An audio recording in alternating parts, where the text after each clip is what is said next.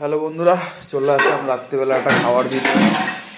কি রান্না করলাম? আর ডিমের ঝোল নিবি না? হ্যাঁ, ডিমের ঝোল নেবো তো। তখন তো বললে নিবি না। এই যে আজকে পেঁয়াজের ডাল করেছি, উপরে ভিডিও করতে পারিস নি। এই যে পেঁয়াজের ডাল, হ্যাঁ, পেঁয়াজের ডাল রয়েছে, আর ভেতো শাক, ভেতো শাক, একটা আলু আলু পোস্ত, পোস্ত। ভাত। ওরে বাবা, ভাত তো পুরো ধরা রয়েছে। খাইনি তো কি করবো? এই যে ডিমের ঝোল দেখো।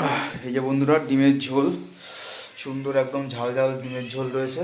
দিচ্ছি, দাঁড়া আর এই তোকে জন্য দেবো। আর বেশি এই ইয়ে মাত্র আমি করিস না। একটুখানি সবুজ ফুলকপি আর ডিম ভেজে নিলাম আমি। সারাদিন তো মা রান্না করে থাকে, তাও ভাবলাম যে একটু আমি রান্না করে নিই অল্প একটুখানি। তা তোকে আলু পোস্ত দেবো? আলু পোস্ত অল্প একটু দাও, আর শাক একদম অল্প একটু দাও। দুই চামচ করে দাও। থাক। এই দাঁড়া, বেশি ইয়ে কেউ কেউ করিস না। রান্না করে আসলেই জ্বালাই খাই।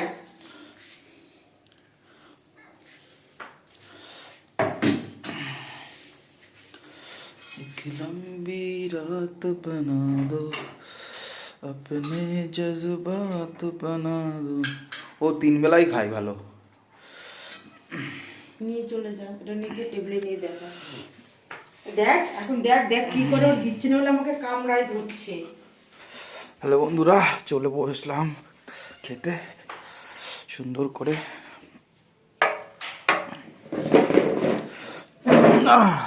দেখো,